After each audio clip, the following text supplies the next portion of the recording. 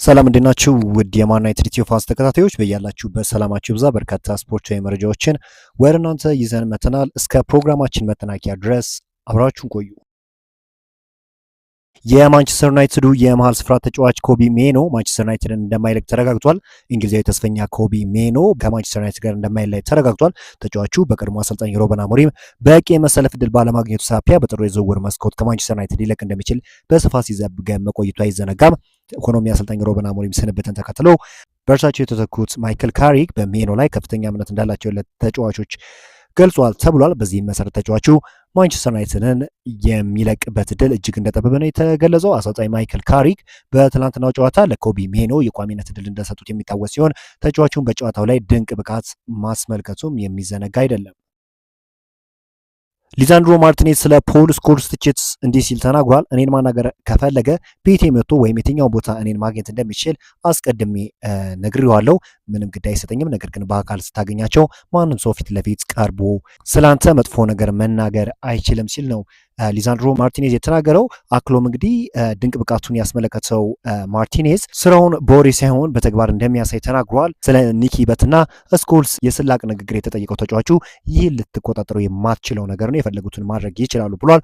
ሆኖም የእሱ ስራ ሜዳ ላይ መሆኑን የገለጸው ሊቻ የኔ ተግባር ራሴን ሜዳ ላይ ማሳየት ነው እና ትላንት አድርጌዋለሁ ብዬ አስባለሁ ሲል ተናግሯል። ኒኪ በትና ስኮልስ ከጨዋታው በፊት ሃላንድ ማርቲኔዝን አንስቶ ሊሮጥ ይችላል ብለው መናገራቸው የሚታወስ ጉዳይ ነው እና እንደዚህ አይነት ንግግሮች ደግሞ በተጫዋቾች ላይ የሚፈጥረው ተጽዕኖ ከፍ ያለ እንደሆነ ይታወቃል። ነገር ግን ማርቲኔዝ በራስ መተማመኑ ከፍ ያለ እንደሆነና ማንም እንኳን ቢተቸው ወደኋላ እንደማይል በግልጽ ተናግሯል።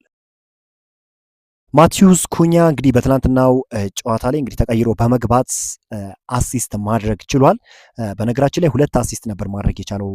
አንደኛው የሜንሰን ማውንት ጎል ባይሻር ኖሮ 2 አሲስት ይኖረው ነበር። በትናንትናው ዕለት እንግዲህ 3 ጎሎች ናቸው ከተቆጠሩ በኋላ የተሻሩት እና ማንቸስተር ዩናይትድ እንደ ትናንትናው በጣም ከፍ ባለ ኢንተንሲቲ የተጫወተበት ጨዋታ የለም ማለት ይቻላል። በጣም ድንቅ የሚባል ጨዋታ መጫወት ችሏል።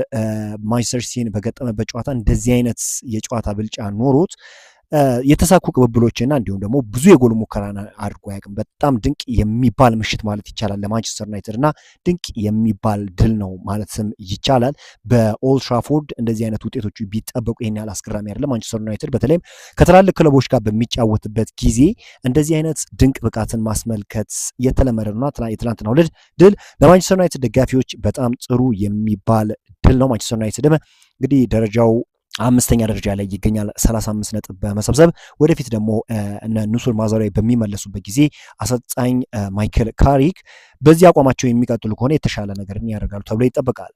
ሌላኛው እንግዲህ ኑሱር ማዛሪያ ቀጣይ እሁድ ከአርሰናል ጋር ለሚደረገው ጨዋታ ወደ ማንቸስተር ዩናይትድ ስብስብ ይመለሳል ተብሎ ይጠበቃል።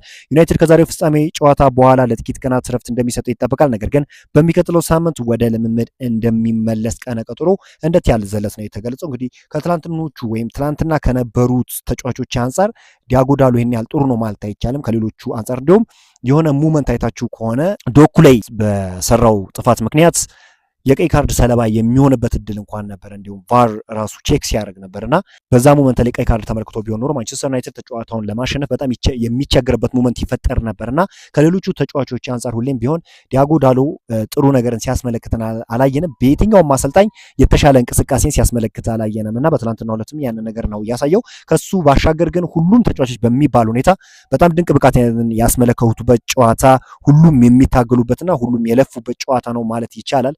አጠቃላይ ጥሩ የሚባል እንቅስቃሴን ማስመልከት ችሏል። እንግዲህ እንደ አጠቃላይ ጠቅለል አድርገን እንግዲህ የማንቸስተር ዩናይትድ ሌጀንዶች የተናገሩትን እንዲሁም ደግሞ ሌሎች ተጫዋቾች የተናገሩትን ነገር ወደ እናንተ እናደርሳችሁ። እንግዲህ ዋይኔ ማርኩኒ በጣም ተገርም ያለው የቡድኑ መንፈስ፣ ታታሪነታቸው፣ ጉልበታቸው፣ የቡድኑ ሁሉም ነገር ምርጥ ነበር።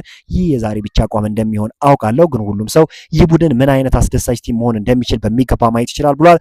ጋሪ ኔቭል እጅግ አስገራሚ ቀን ነው፣ ግቡና ውጤቱ ረድቷቸዋል ብሏል። የቡድኑ አቋም ግን በጣም አስገራሚ ነው ብሏል። ቡድኑን በ3 ቀናት ብቻ እንዲህ ማድረግ ይበል የሚያሰኝ ነገር ነው ሲል ተናግሯል። ሮይ ኪን የመጀመሪያ ግብ ያስቆጠሩበት መንገድ እጅግ ድንቅና የተለየ ውጤታም የማጥቃት ሂደትን የተመለከትንበት ነው ብሏል። ከ4 ወይም 5 ጎል ማስቆጠር ይችሉ ነበረ። በወጥነትና በድል አድራጊነት መቀጠል አለባቸው ብሏል ማይክል ኦዌን። ይህ ማንቸስተር ዩናይትድ ለበርካታ ዓመታት ካሳየው ጨዋታ ሁሉ ምርጡ ነው ብሏል። በጨዋታ ንቃት ወይም ጉልበት የግብ ድሎችን ሙከራዎችን በብዛት ታይተዋል ሲል ተናግሯል። ፒተር ሽማይክል፣ ማይክል ካሪክ እና የረዳት አሰልጣኞች ቡድን ለማመስገን ቃላት ያጥረኛል። በዚህ አጭር ጊዜ ውስጥ በቡድኑ ላይ የመጡት ለውጦች የማይታመኑ ናቸው ብሏል። ሩበን አሞሪም ይህንን ማድረግ አልተቻሉም ነበር ብሏል። በዳረን ፍሌቸር ስር ባደረግናቸው 2 ጨዋታዎች እንኳን ጥሩ አልተጫወትንም ነበር፣ ዛሬ ግን በጣም ድንቅ ነበረን ሲል ተናግሯል። እንደ አጠቃላይ ዩናይትዶች በትናንትናው ዕለት በጣም ድንቅ የሚባል እንቅስቃሴን ማስመልከት ይችለዋል። ይህ አድናቆትም የተቸራቸው በምክንያት ነው ማለት ይቻላል። ሜን በሰበሰበው ድምጽ መሰረት የዩናይትድ ደጋፊዎች በካሪክ የመጀመሪያ ጨዋታ በቋሚ አሰላለፍ ውስጥ ገብቶ ማየት የማይፈልጉ ተጫዋች ዲያጎ ዳሎ እንደሆነ ተነግሯል። ከ70% ድምጽ በላይ የተሰጠበት ዳሎት 25% ድምጽ ካገኘው ጋርቲ በመቀጠል በዋነኝነት በደጋፊው ዘንድ የተጠላው ተጫዋች ሆኗል። በተለይም የዩናይትድ ደጋፊዎች የዲያጎ ዳሎ መሰለፍ ለጠንካራ የሲቲ የግራ ክንፍ ነገሮችን እንደማቅለል መሆኑ ሲገለጽ ተስተውሏል። ዳሎ ከሴሜኖ ጋር በቅርቡ በነበረው ግንኙነት በሴሜኖ ሙሉ ለሙሉ ብልጫ ተወስዶበት የነበረ ሲሆን ይህም ደጋፊውን ማስጨነቁ ታወስ ጉዳይ ነው። ሌላኛው መረጃ እንግዲህ ማንቸስተር ዩናይትድ ከቅርብ ቀናት በፊት ማይክል ካሪክን በይፋዊ ጊዜ አሰልጣኝ አድርጎ ሾሙ የሚታወቅ ጉዳይ ነው። የቀድሞ ተጫዋችና ማንቸስተር ዩናይትድ እስከ ውድድር ዓመቱ መጨረሻ ድረስ በኃላፊነት በመቆየት የሚያገለግል ይሆናል። አሰልጣኝ ማይክል ካሪክ የማንቸስተር ዩናይትድ ሰዎች ለዚህ ኃላፊነት ለመሾም ሲያነጋግሩት ምንም አይነት የቋሚ ቅጥር ዋስትና እንዲሰጡት አለመጠየቁ ኦሊ ጉናር ሶልሻየር በላይ ተመራጭ እንዲያደርገው ማስቻሉ መገለጹ የሚዘነጋ አይደለም። ሆኖም አሰልጣኙ አሁንም ትንሽም ቢሆን በማንቸስተር ዩናይትድ ቤት በዋና አሰልጣኝ መሾም የሚችልበት እድል አለ ተብሏል። ሆኖም ካሪክ ይህንን እድል ለማግኘት እስከ ውድድር ዓመቱ መጨረሻ ድረስ በሚኖረው የኃላፊነት ቆይታ እጅጉኑ አስደናቂ ስራ መስራት እንዳለበት ተመላክቷል። ይህንን ማድረግ የሚችል ከሆነ የማንቸስተር ዩናይትድ አሰልጣኝ ሆኖ የሚቀጥልበት እድል እንዳለ ነው እየተገለጸ የሚገኘው። ማይክል ካሪክ በጣም ትሁት የሆነ አሰልጣኝ እንደሆነ ይታወቃል። በዛው ልክ ደግሞ እንደ ሌሎች አሰልጣኞች ዝምታን የሚያበዛ አይደለም። ውሳኔዎች ላይም ጥሩ የሚባል ነው። በትናንትናው ዕለት እንግዲህ ሁላችንም ያልጠበቅነውን አይነት አሰላለፍ ይዞ ነበር የገባው። ነገር ግን ያ ውሳኔው ውጤት አፍርቶለት በዛ ላይ በጌም ማኔጅመንቱ በጣም ጥሩ የሚባል ነበረ። በመከላከሉ ረገድ ማንቸስተር ዩናይትድ እንዲህ ሲከላከል ከዚህ በፊት አይተን አናቅም። በነዛው ተጫዋቾች ነው እንግዲህ ከዚህ በፊት እንግዲህ ሩበን አሞሪም እነዚህን ተጫዋች ማግኘት ችሎ ነበር። ነገር ግን የሚጠቀመው ባክስሪ ይህንን ነገር ለመተግበር በጣም እንዲቸገር ወይም ደግሞ እንዳይችል አድርጎታልና በትናንትናው ዕለት እንግዲህ በባክፎሩ ላይ ማጌር፣ ሊዛንድሮ ማርቲኔዝ እንዲሁም ደግሞ ሉክሾ እና ዲያጎ ዳሎን ይዞ መግባቱ ይታወሳል። ነገር ግን ከወሰናቸው ውሳኔዎች ያስገረመኝ ምንድነው ፓትሪክ ዶርጉን እንግዲህ በማቲዩስ ኩኛ ቦታ ላይ ነበር ይዞት የገባው። ዋነኛ ዓላማው ደግሞ ፓትሪክ ዶርጉ ወደኋላ ኦቨርላፕ እያደረገ በመከላከሉ ረገድ ሉክሾን እንዲረዳው ነው። እንዲሁም ደግሞ አማድ ዲያሎም ወደኋላ እየተመለሰ ዲያጎ ዳሎን ሲያግዘው ተመልክታችኋል። እንዲሁም ደግሞ ብሩኖ ፈርናንዴዝ የ10 ቁጥር ሚናን ይዞ ነበር የገባው። ከዚህ በፊት ከተመለከትነው ብሩኖ ፈርናንዴዝም የተሻለውን ብሩኖ ፈርናንዴዝ ነው መመልከት የቻልነው። በእርግጥ ብሩኖ ፈርናንዴዝ በ8 ቁጥር ቦታ ላይ እንኳን ጥሩ እንቅስቃሴን ሲያስመለክት ለጎል የሚሆኑ ኳሶችን ሲያቀብል ተመልክተናል።